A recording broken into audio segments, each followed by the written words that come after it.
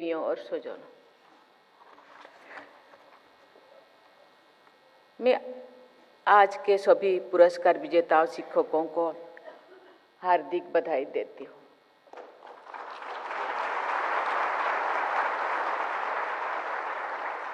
मुझे ये देखकर प्रसन्नता हो रही है कि स्कूल के स्तर पर शिक्षा में समानता और समावेश के अच्छे संकेत दिखाई दे रही है।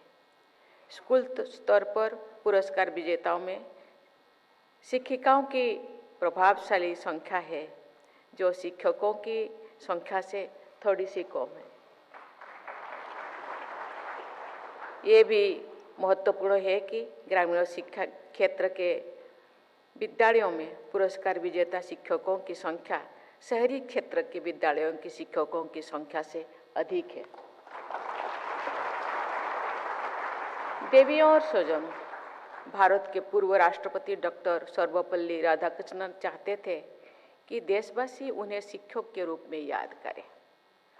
उनकी जयंती को आज के दिन शिक्षक दिवस के रूप में मनाया जाता है। आचार्य देवो भव की हमारी प्राचीन परंपरा के अनुसार शिक्षक को सर्वाधिक महत्व देने के उनके उदार विचार के लिए मैं सभी देशवासियों की ओर से डॉक्टर राधाकृष्णन जी को, उनके स्मृति को सादर नमन करती हूँ। मैं समझती हूँ कि भोजन, वस्त्र और आवास की तरह शिक्षा भी व्यक्ति की गरिमा और सुरक्षा के लिए अनिवार्य है। संवेदनशील शिक्षक बच्चों में गरिमा और सुरक्षा की भावना जगाने का काम करते हैं। एक शिक्षक के रूप में मैं बच्चों के साथ कुछ समय बिताने का मुझे मौका मिला था। उस समय को मैं अपने जीवन का अत्यंत सार्थक कालखंड मानती हूँ। आप सभी शिक्षकों के बीच आकर मेरे अंदर की शिक्षिका का भाव जीवंत हो जाता है। मैंने अपने मूल निवास के निकट के क्षेत्र में लगभग 10 वर्ष पहले एक छोटी सी आवासीय विद्यालय की स्थापना की थी, जिसमें अनाथ, वंचित और कम सुविधा संपन्न परिवारों के बच्चे शिक्षा प्राप्त करते हैं। उन बच्चों के जीवन में आशा तथा आत्मविश्वास के संचार को देखकर मुझे बहुत संतोष का अनुभव होता है। शिक्षा व्यक्ति को सक्षम बनाती है। कमजोर से कमजोर पृष्ठभूमि से के बच्चे शिक्षा के बल पर प्रगति के आसमान को छू पाते हैं। बच्चों की उड़ान को शक्ति देने में सबसे महत्वपूर्ण भूमिका स्नेही और निष्ठावान शिक्षकों की होती है। शिक्षकों के लिए सबसे बड़ा पुरस्कार यही है कि उनके विद्यार्थियों आजीवन उन्हें याद रखे तथा पुरस्कार परिवार, समाज और देश के लिए सराहनीय योगदान दे। शिक्षकों का आचरण विद्यार्थियों का मार्गदर्शन करता है। प्राचीन काल में जो भारत को विश्वगुरु माना जाता था, तो के शिक्षा संबंधी नैतिक आदर्श आज के संदर्भ में भी उतने ही उपयोगी है। हमारी परंपरा में शिक्षा प्राप्त करके जाने वाले शिष्यों को आचार्य समझाते थे, यानी अस्माकं सुचरितानि तानि त्वया उपस्यानि नो इतराणि, अर्थात हमारे जो अच्छे काम है उनका अनुकरण करना, लेकिन हमारे अन्य कार्यों का अनुकरण मत करना। इससे ये स्पष्ट होता है कि आचार्यगण ये स्वीकार करते थे कि उनका स्वयं का आचरण सदैव अनुकरणीय नहीं होता। ये स्वाभाविक भी है, परंतु शिक्षकों से ये अपेक्षा की जाती है कि वो यथासंभव अच्छे आचरण का उदाहरण ही विद्यार्थियों के लिए प्रस्तुत करें। विद्यार्थियों का चरित्र निर्माण करना शिक्षक का मुख्य कर्तव्य है। नैतिक आचरण करने वाले, संवेदनशील और कर्तव्यनिष्ठ विद्यार्थी उन विद्यार्थियों से बेहतर होते हैं जो केवल प्रतिस्पर्धा, किताबी ज्ञान और स्वार्थों के लिए तत्पर रहते हैं। अच्छे शिक्षक में भावना और बुद्धि दोनों पक्ष प्रबल होते हैं।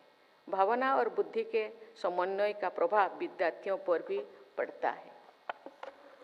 यदि शिक्षक मनोरंजन तरीके से पढ़ाते हैं, आज जो शिक्षक शिक्षिका को राष्ट्रीय पुरस्कार दिया गया है, उनका शिक्षादान प्रणाली बहुत बेहतरीन था, रोचकपूर्ण था।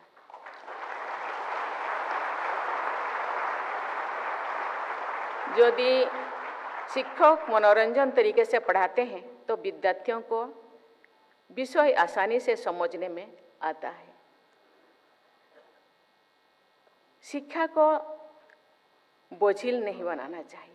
राष्ट्रीय शिक्षा नीति 2020 में अनावश्यक तथ्यों को कम करने तथा स्कूल के स्तर पर शिक्षा को सहज बनाने पर विशेष बल दिया गया है। देवियों और स्वजनों, स्मार्ट ब्लैक बोर्ड्स और स्मार्ट क्लासरूम तथा अन्य आधुनिक सुविधाओं का अपना महत्व है, लेकिन सबसे महत्वपूर्ण होते हैं स्मार्ट टीचर्स। स्मार्ट टीचर्स का मतलब है ऐसे टीचर्स जो अपने विद्यार्थियों के विकास से जुड़ी जरूरतों को समझते हैं। स्मार्ट टीचर्स स्नेही और संवेदनशीलता के साथ अध्ययन की प्रक्रिया को रोचक और प्रभावी बनाते हैं। ऐसे शिक्षक समाज और राष्ट्र की जरूरतों को पूरा करने में सक्षम विद्यार्थियों का निर्माण करते हैं। देवियों और स्वजनों, बालिकाओं की शिक्षा को सर्वाधिक महत्व दिया जाना चाहिए। बेटियों की शिक्षा में निवेश करके हम अपने परिवार, समाज और राष्ट्र के निर्माण में अमूल्य निवेश करते हैं। आधुनिक भारत की निर्माता विभूतियों में सावित्रीबाई फुले का नाम स्वर्णाक्षरों से हम अंकित किए हैं। 19वीं सदी में उन्होंने बालिका विद्यालय की स्थापना की। वो एक क्रांतिकारी कदम था। आधुनिक भारत में स्त्री शिक्षा की आधारशिला रखने वाली सावित्रीबाई फुले जी की स्मृति में मैं उनको सादर नमन करती हूँ। बेटियों को अच्छी से अच्छा शिक्षा प्रदान करना वुमेन लेड डेवलपमेंट को प्रोत्साहित करने का सबसे प्रभावी माध्यम है। शिक्षक समुदाय पर इसकी बहुत बड़ी जिम्मेदारी है।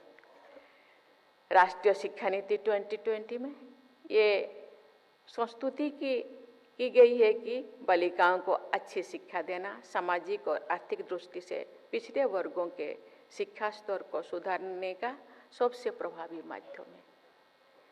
इस शिक्षा नीति के कस्तूरबा गांधी बालिका विद्यालय का विस्तार करने और वंचित वर्गों की बालिकाओं को विशेष शिक्षा सुविधाएं प्रदान करने पर बल दिया गया है।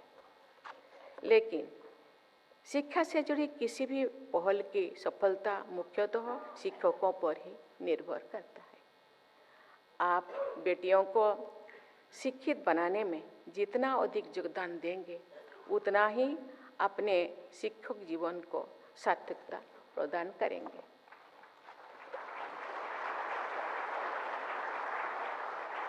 केंद्र और राज्य सरकारों, विद्यालयों और प्रबंधकों और सभी शिक्षकों का ये दायित्व है कि बेटियों की सुविधाओं और सुरक्षा को सर्वोच्च प्राथमिकता दें। मेरा अनुभव है कि सुविधा और सुरक्षा मिलने पर बेटियां असाधारण योग्यता का प्रदर्शन कर सकती हैं। मुझे ये जानकर बहुत प्रसन्नता हुई है कि उच्च शिक्षा के क्षेत्र में ग्रॉस इनरोलमेंट रेशियो के मानक में पिछले कुछ वर्षों के दौरान हमारी बेटियां अधिक से अधिक संख्या में एनरोलमेंट करते हैं। ये विशेष प्रसन्नता की बात है कि स्टेम एनरोलमेंट्स में बेटियों की संख्या 43% तक पहुंच गई है।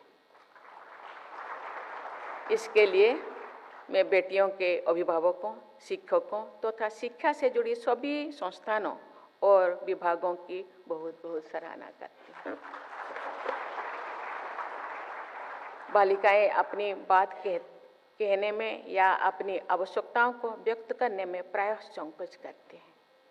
मैं शिक्षकों से अनुरोध करती हूँ कि बालिकाओं के सहित उन विद्यार्थियों पर विशेष ध्यान दें जो अपेक्षाकृत संकुचित होते हैं या कम सुविधा संपन्न पृष्ठभूमि से आते हैं।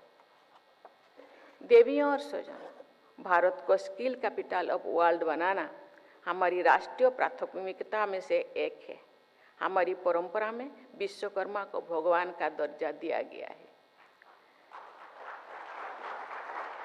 वोकेशनल एजुकेशन पर विशेष बल देकर हम अपनी प्राचीन परंपरा के अनुसार आधुनिक विकास के पथ पर आगे बढ़ रहे हैं। स्किल ट्रेनर्स और मास्टर ट्रेनर्स को पुरस्कार प्रदान करने की परंपरा को स्थापित करने और उसे आगे बढ़ाने के लिए मैं केंद्र सरकार की सराहना करती हूँ।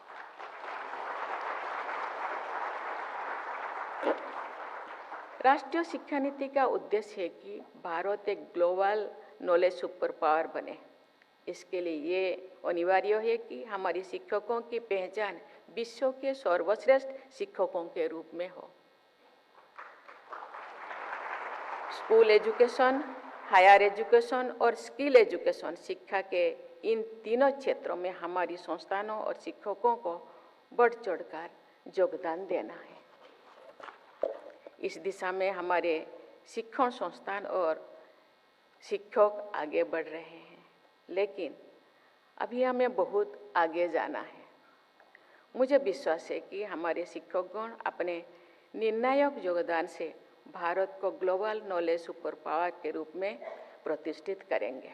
इसी विश्वास के साथ मैं अपनी वाणी को विराम देती हूँ। जय हिंद, जय भारत।